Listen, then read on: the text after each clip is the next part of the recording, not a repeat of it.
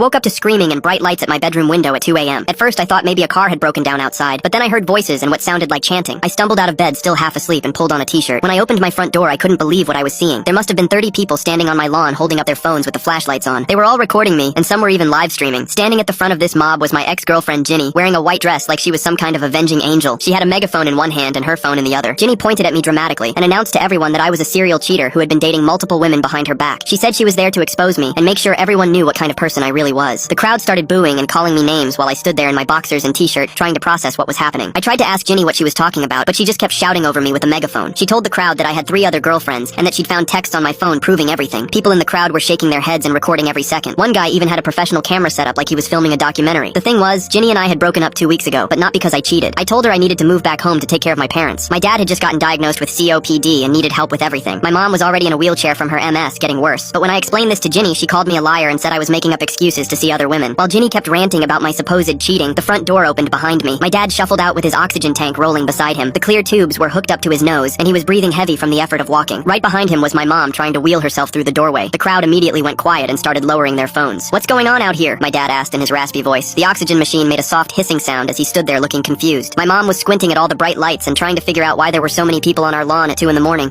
I could see some people in the crowd looking uncomfortable and embarrassed. I told my parents everything was fine and to go back inside. My dad wanted to stay, but I could see he was struggling to breathe. I helped wheel my mom back through the door while my dad followed slowly with his oxygen tank. Once they were safely